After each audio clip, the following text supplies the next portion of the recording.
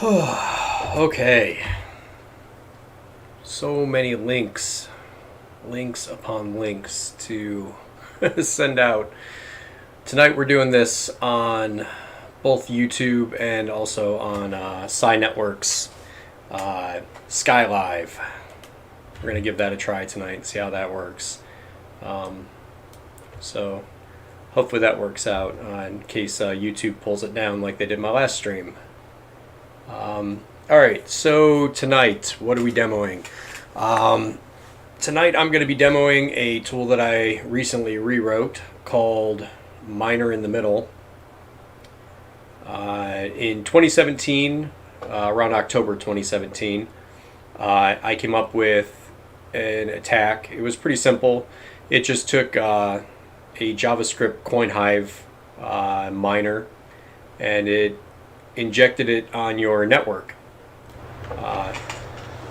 Okay. Here. So many links upon links to send out. Sorry about that.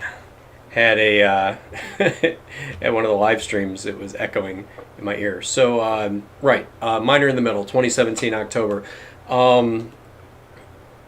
So I built that script and it injected coinhive miners on the network to other people that were making HTTP requests.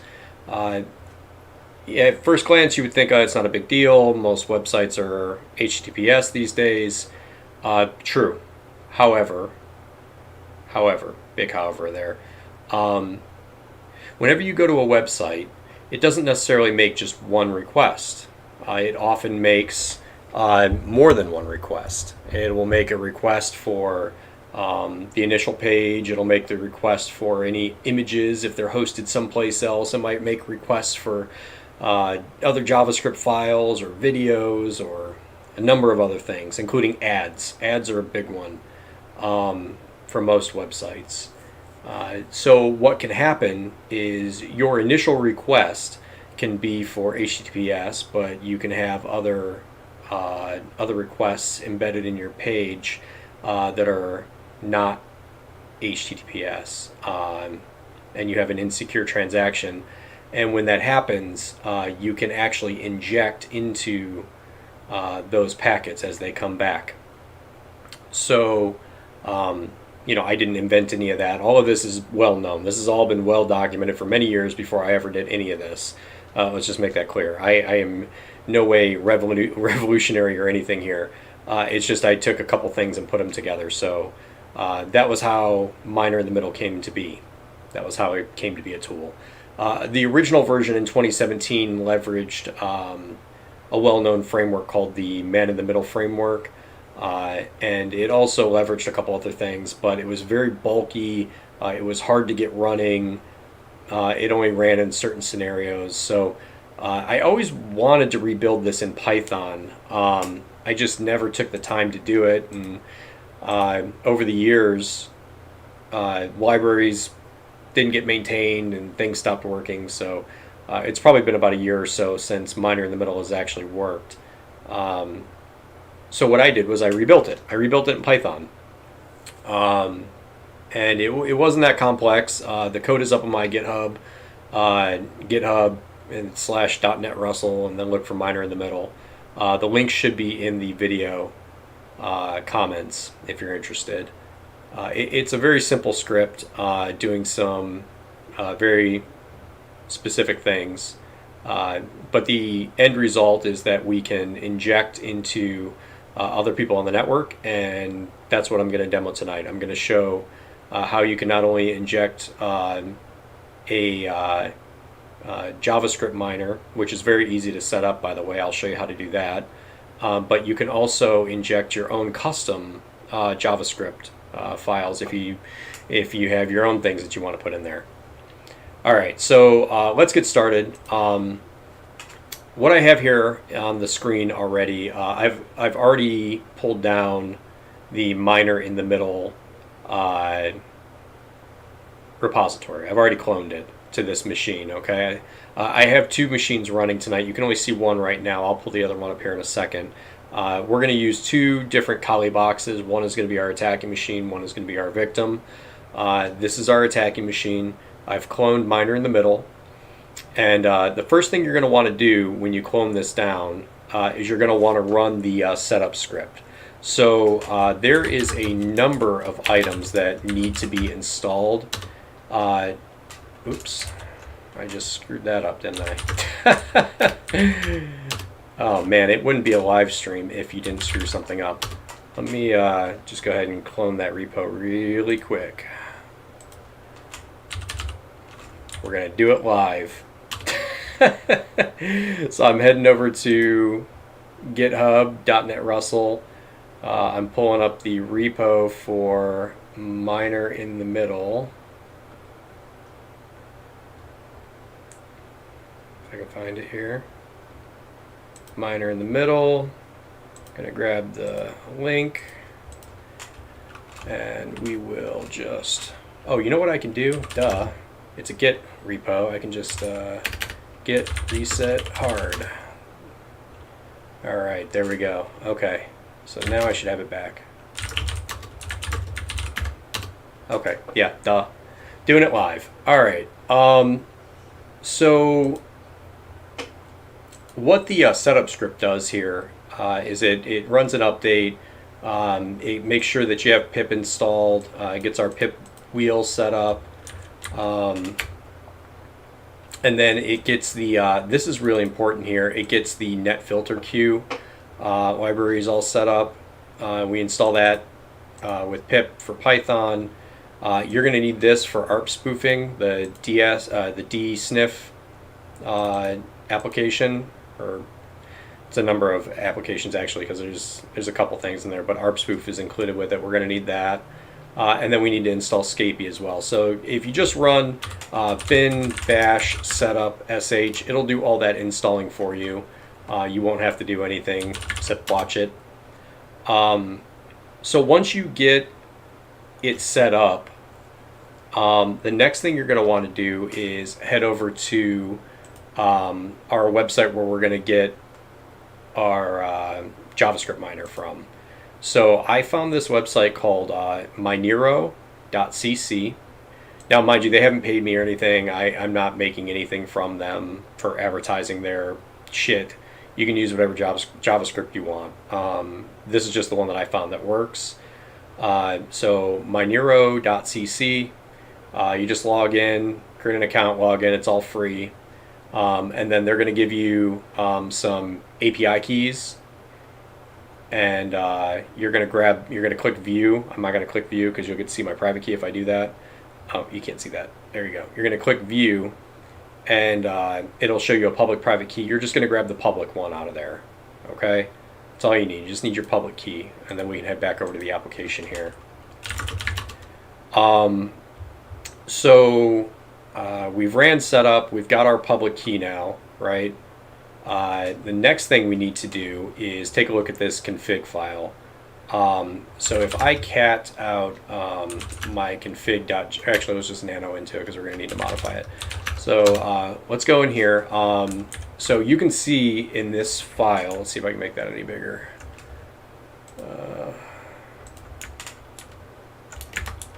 There we go. Okay, so you can see in this file, there's only three things. It's a JSON blob, or there's just, a JSON file. It's just a couple things in here. This site key is the public key that they're going to give you on Minero.cc. This IP constraint, we'll talk about that in a couple minutes, and we'll talk about custom injector now. So custom injector is if you have your own JavaScript file that you want to run, or you can run the test one that I have in here, which we're going to try that one first. Test.js. It should come with the repo. So if you look in here, I've got test.js right here, and if we just cat that out, it's just a script that just throws up an alert. It's nothing crazy. So we have our config file set up, and now we need to set up our Arp spoofing. So Arp spoofing, I'm by no means a network person, but essentially ARP is like the dictionary, or not dictionary, but phone book for your network. It has like an IP address and a MAC address. I think we could do ARP. And I'm not going to do that because you can see everybody on my network. But uh, yeah, basically it's your IP address and your MAC address for all the machines that your machine knows about. At a minimum, it's going to have your router address in there. It's going to say something like 192.168.1.1. That's your router. And then it'll have, maybe somebody else on your network it knows about. It'll also have the MAC addresses in there as well. So what ARP spoofing is going to do is it's going to tell a victim on your network that you're the router.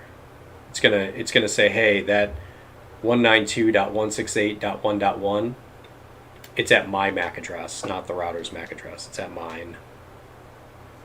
And what that'll do is then when that machine, when your target sends out a request to the internet, it's going to send it to the MAC address that you gave it for the router, and then that'll come to me instead of going to the router. And you're going to do the same thing in reverse for the router. For the router, you're going to say, hey, my target over there is IP. Here's the MAC address for it, and it'll be your MAC address. That all sounds really complex, but really it's not that bad. The tool does it for you. So the command is, let me see if I can make that a little bigger for you, Arp spoof, and then we're going to give it the interface name. For me, I'm plugged in. This is just a virtual machine. It does work with Wi-Fi as well, though. Arp spoof interface, the ETH0, ETH0 for Ethernet 0. That's the interface I'm going to be targeting. And then we're going to do the target of 192.168.158. I think it's 112. Yeah, 112. So you only need to run this command once. I often see people run this twice, but you actually need to run this once if you do it this way. So I'm setting the target to my other virtual machine, which is at this address here. And then the reverse address, or the other one, the R, is the router. And when you do it this way, it'll automatically ARP spoof both of them for you. At least that's what I found. Somebody tell me in the comments if I'm wrong. But we're going to go ahead and start ARP spoofing. Okay, so now this is sending out network traffic. And if we were to look at the other machine right now, you would see that my MAC address has been put in there. But that's kind of outside of the scope of this demo. So let's just get back to this demo here. The next thing I want to do is set up my miner in the middle. So I'm going to say Python, miner in the middle, and then I'm going to give it, did I set up the thing in the config file? Sorry, cat config. Okay, so real quick, this IP constraint right here, what this does is I'm seeing all of the traffic going through the network at this point for this machine, for my target machine. And it's requesting IPs that are outside of the scope of my network. And I don't want to waste time injecting into those because they're outside of the scope of my network. The code isn't going to get run, blah, blah, blah, blah, blah. So what this IP constraint does is it tells miner in the middle, only inject into IPs that have this in there. Okay? That's what that says. So if you want to broaden that or constrict that, you can. All right, so to run miner in the middle, it's pretty easy. You're just going to say Python miner in the middle, and then you're going to point it to your config file, which mine is config.json in my local directory. And there's the script. It starts up, and it's listening for HTTP traffic now. So I'm going to pull up the other machine. Here we go. We got our other machine. So I can fix that. Okay. I want you to be able to see. There we go. All right. So any website that has an insecure connection, this should work with. This is just the one that I've been demoing with, is the Disney website. So right now there's nothing injected in here. If I were to let's just do the demo really quick, and then I'll show you the different tricks with it. So if I just refresh this page, you see we're getting a bunch of injection, and you can see that it says DNR says it works, ship it. So we injected this JavaScript alert into this page from our attacking machine. If I hit OK, the page loads as you would expect. Now, like I said, that's just the demo. When we inject our JavaScript miner, it's totally seamless. So we're going to go ahead and kill our Arp spoof, and we're going to kill our miner in the middle. And I'm going to clear the cache, because if you don't clear it, it'll hold on to that JavaScript file, and then every time you refresh the page, it'll show it again. Okay, so I just refreshed the page. You can see nothing showed. So now that's fresh. And I'll show you one more time, just because we went a little quick with that. So starting it up, we're going to Arp spoof again. And this time we'll pop open the inspector, and you can actually see how this gets injected in here. So I'll refresh the page.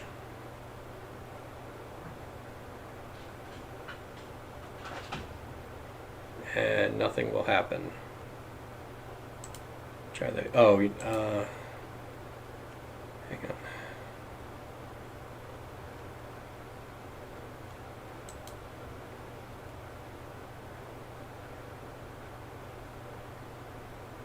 Why didn't that work?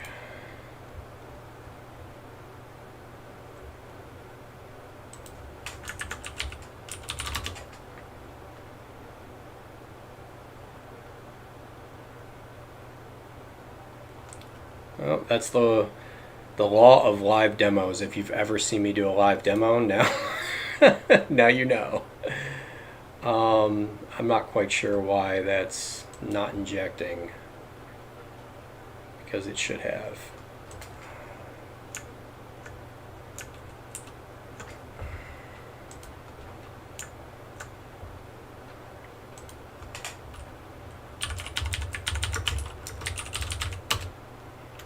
Okay. Got our script running. No, I didn't want to do that.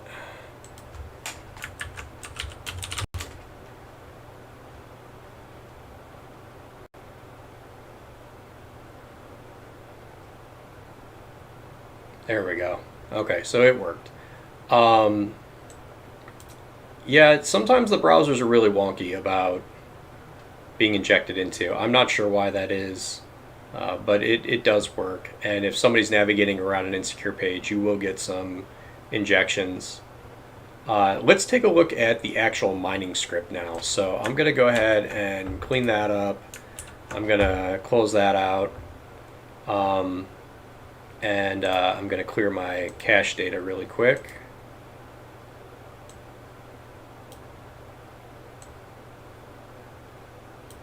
All right. Refresh that. Make sure it refreshes. Okay, cool. Let's look at the mining script now. So I'm going to nano into miner in the middle, and we're going to look at the actual mining script that gets dropped onto the system. So the script is pretty simple, and this is taken directly from the directly from their website. So all it's doing is, man, that's hard to see, huh?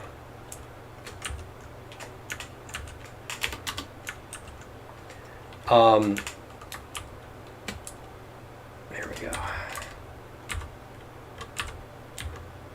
So all it's doing is it's just setting up a script. It's setting up two different script tags. One of them is a source to the Monero min.js file, and then the other one is just setting up a miner.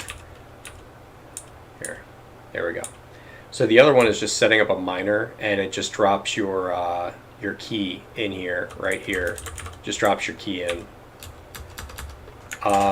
And that's essentially all it's doing that's different than the script one. It's pretty straightforward. So in order to activate that, I'm going to go back into my config file, and I'm going to get rid of this custom injection. I'm going to get rid of that, and that's going to tell my script to use the standard one, the standard miner script that we have built in. We're going to go ahead and Arp spoof again. All right, and then if we look at if we come back over to our target machine and we give it a refresh, we will look at the inspector over here.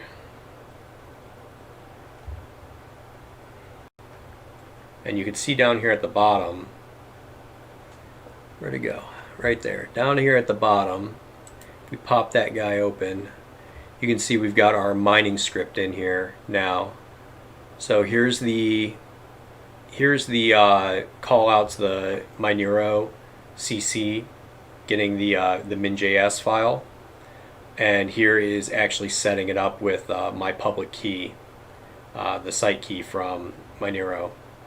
So that should be up and running. It does take a moment for it to start reporting on their website. Let's head over and take a look and give this a refresh.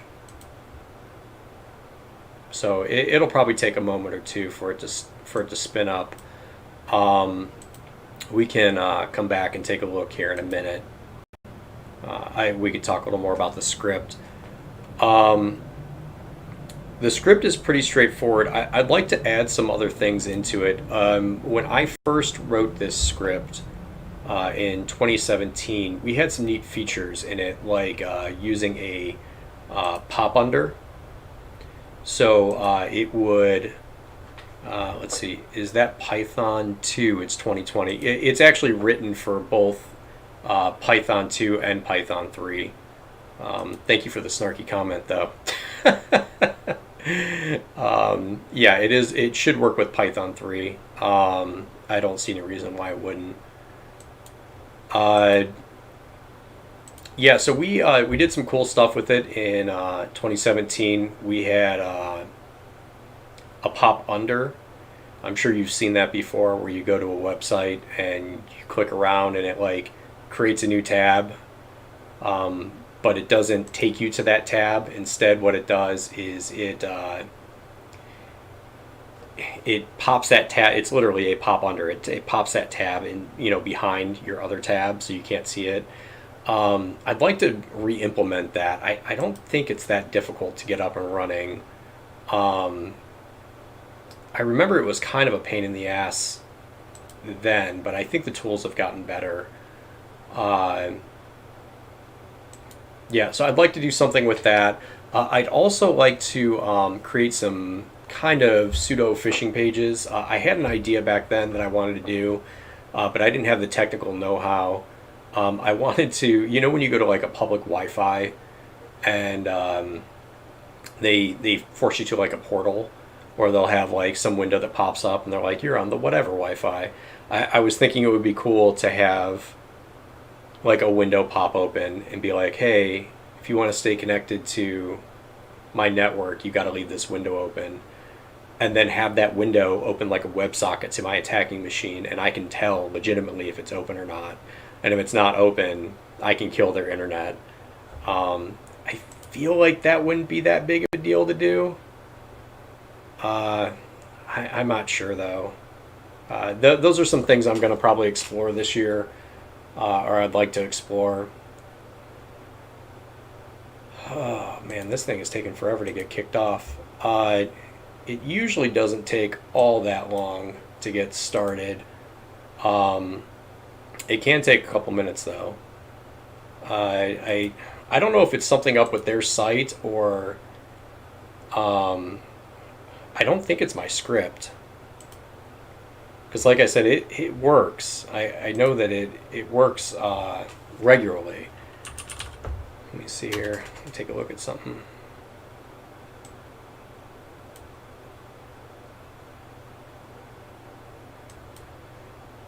Yeah, it should be running. We'll give it another minute. So while we're waiting for that, does anybody in the chat have any questions about the script or anything else? Let me pull this up here. Other than the snarky Python 2 comments, which I wholeheartedly agree with. No? Okay. I really didn't have that much more to demo tonight. I just wanted to show off the tool. It is pretty neat.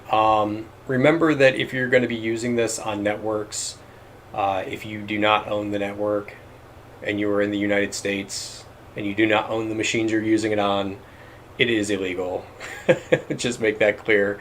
I'm not condoning illegal use of this tool. But you could easily put it on your home network and get your kids and get your family mining for you. But all right, if you guys have any questions about it, let me know in the chat. I'm going to be putting up a blog post about it probably in the not distant future. So check back. Also, big thank you to Skylive for setting that website up. I'm excited to get to do some streams on there because YouTube pulled my last stream when we were spamming fishers. That was a funny video. If you have not seen that yet, head over to .netrussell.com and check out should be there. It is right there. It's the top one right now. Live hacking spamming fishers DB with fuckum.py. That was a hilarious stream. YouTube pulled it, so I listed it on the Psi network. So this is, if you don't know what Psi is a really great decentralized cloud storage system. I've been following this project for a while now, and they take your files and they split them out over a bunch of people that are on the network. It's really impressive. The website, one of the websites that we're using to stream this, Skylive, it's leveraging the Sky Cloud in the background, the Skynet in the background, to host these videos. So big thank you to all of them for all their hard work. They don't pay me or anything. I'm just using it because I like what they do. And I hope they keep it up. And I actually do plan on building some tools against that in the near future. But all right, that's all I got for tonight. Let me know if you have any questions, and I look forward to hearing from all you. All right, bye-bye.